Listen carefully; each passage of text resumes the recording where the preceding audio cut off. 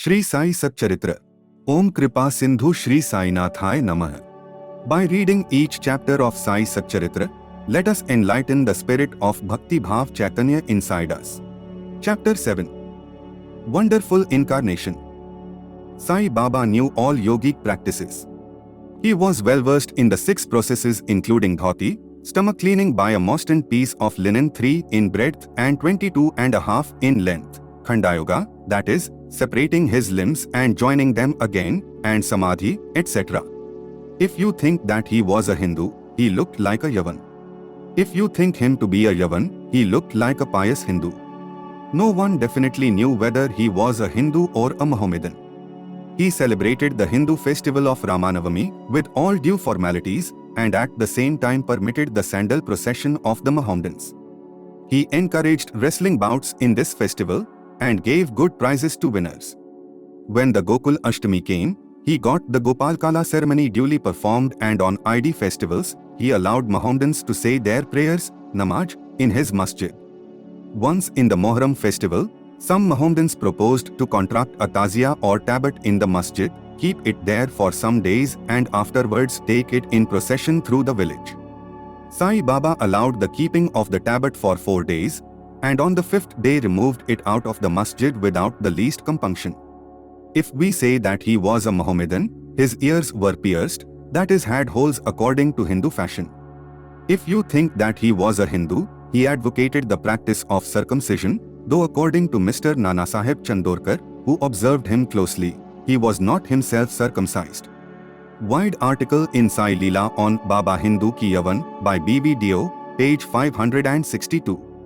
If you call him Hindu, he always lived in the masjid. If Mohammedan, he had always the dhuni, sacred fire there, and the following things which are contrary to Mohammedan religion, that is, grinding on the handmill, blowing of the conch and bells, oblation in the fire, bhajan, giving of food, and worship of Baba's feet by means of arghya, water, were always allowed there. If you think that he was a Mohammedan, the best of Brahmans and Agnihotris, leaving aside their orthodox ways, fell prostrate at his feet. Those who went to make inquiries about his nationality were dumbfounded and were captured by his darshana. So none could definitely decide whether Sai Baba was a Hindu or a Mohammedan. See below this paragraph. This is no wonder, for he who completely surrenders himself to the Lord, by getting rid of his egoism and body consciousness, thus becomes one with him, and has nothing to do with any questions of caste or nationality.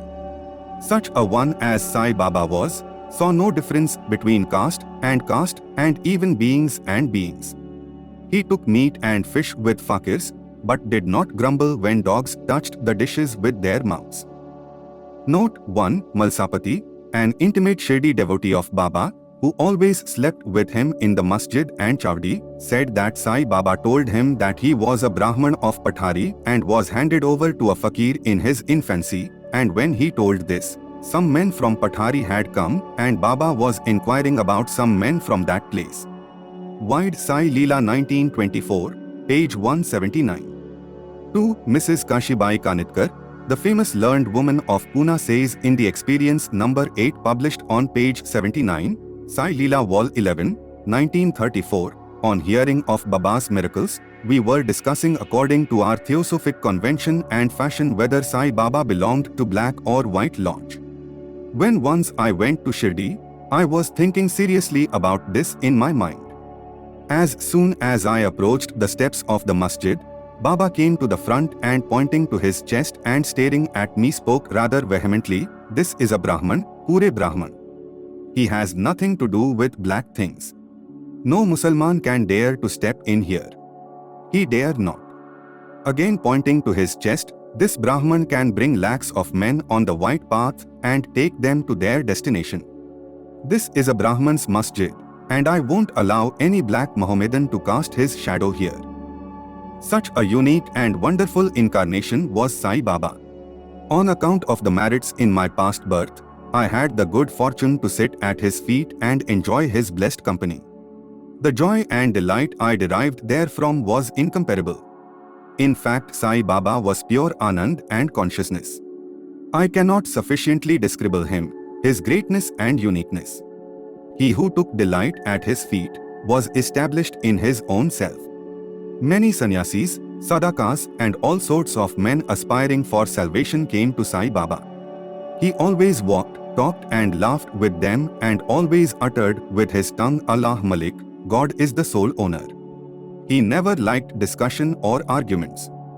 He was always calm and controlled, though irritable at times, always preached full Vedanta and nobody knew till the last who was Baba. Princes and poor people were treated alike by him. He knew the inmost secrets of all, and when he gave expression to them, all were surprised. He was the repository of all knowledge, still he feigned ignorance. He also disliked honor. Such were the characteristics of Sai Baba. Though he had a human body, his deeds testified to his godhood. All people considered him as the Lord God in Shirdi. Behavior of Sai Baba. Fool that I am, I cannot describe Baba's miracles. He got almost all the temples in Shirdi repaired. Through Tatya Patil, the temples of Shani, Ganpati, Shankar Parvati, village deity, and Maruti were put in order. His charity was also remarkable. The money he used to collect as Dakshina was freely distributed, 20 rupees to some, 15 rupees or 50 to others every day. The recipients thought that this was pure charity money, and Baba wished that it should be usefully employed. People were immensely benefited by having a darshana of Baba. Some became hale and hearty, wicked people were turned into good ones. Kushtha, leprosy, was cured in some cases, many got their desires fulfilled without any drops or medicine being put in the eyes, some blind men got back their sight and some lame ones got their legs. Nobody could see the end of his extraordinary greatness.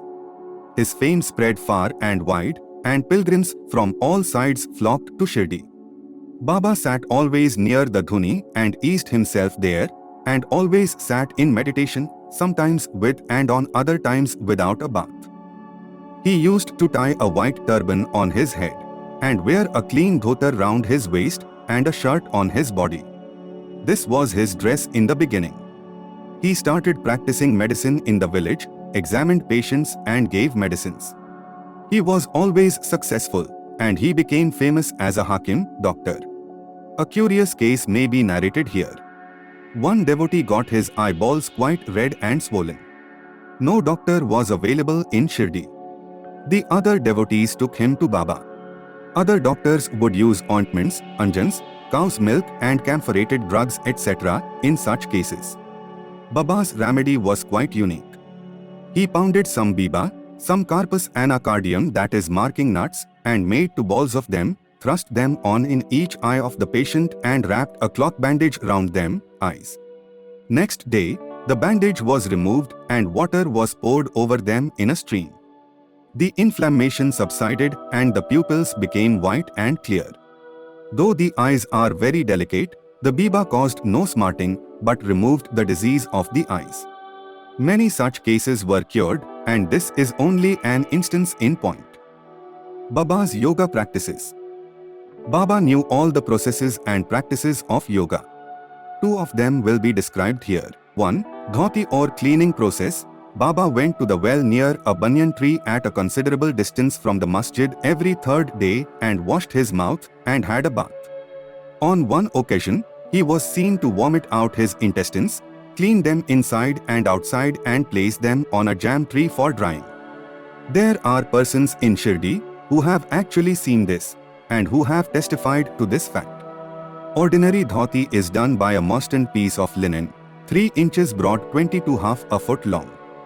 This piece is gulped down the throat and allowed to remain in the stomach for about half an hour for being reacted there and then taken out. But Baba's dhoti was quite unique and extraordinary. 2. Kada Yoga. In this practice, Baba extracted the various limbs from his body and left them separately at different places in the masjid. Once, a gentleman went to the masjid and saw the limbs of Baba lying separately at separate places. He was much terrified, and he first thought of running to the village officers and informing them of Baba being hacked to pieces and murdered. He thought that he would be held responsible, as he was the first informant, and knew something of the affair. So he kept silent. But next day when he went to the masjid, he was very much surprised to see Baba, hale and hearty and sound, as before. He thought that what he had seen the previous day was only a dream. Baba practiced yoga since his infancy and nobody knew or guessed the proficiency he attained. He charged no fees for his cures, became renowned and famous by virtue of his merits, gave health to many a poor and suffering person. This famous doctor of doctors cared not for his interests, but always worked for the good and welfare of others, himself suffering unbearable and terrible pain many a time in the process. One such instance I give below, which will show the all-pervasive and most merciful character of Sai Baba.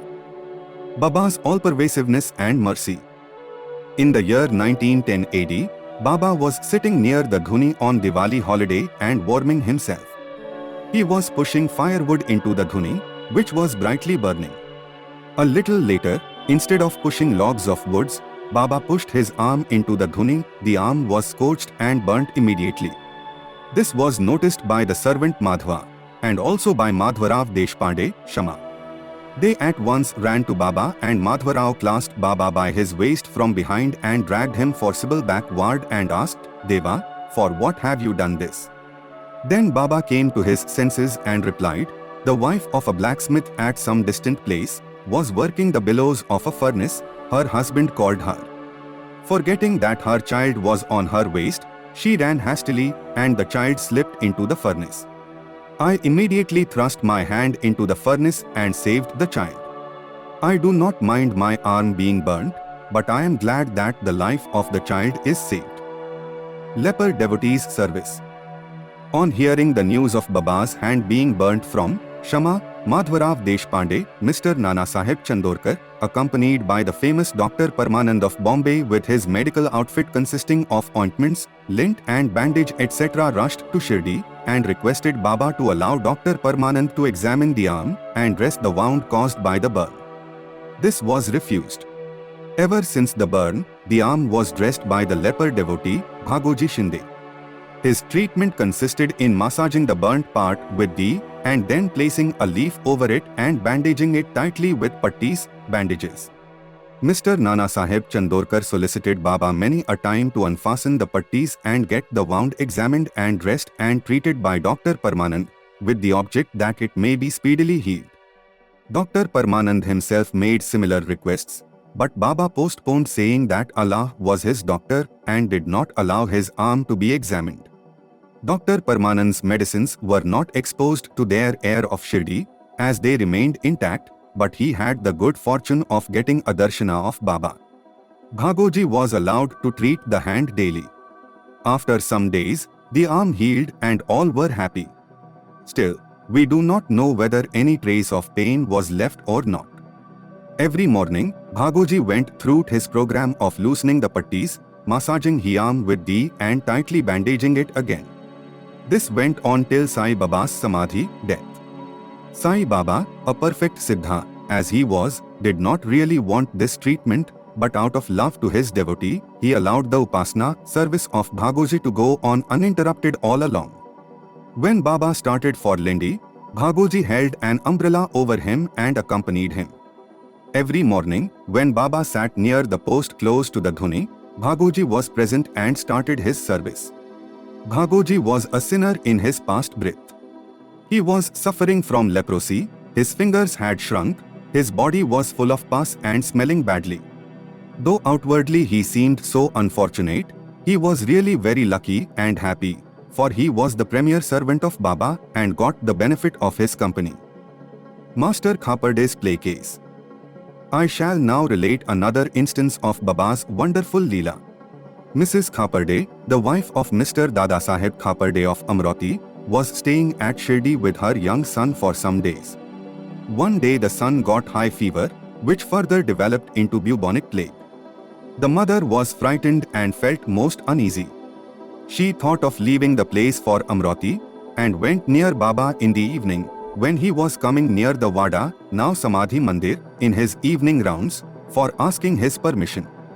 She informed him in a trembling tone that her dear young son was down with plague.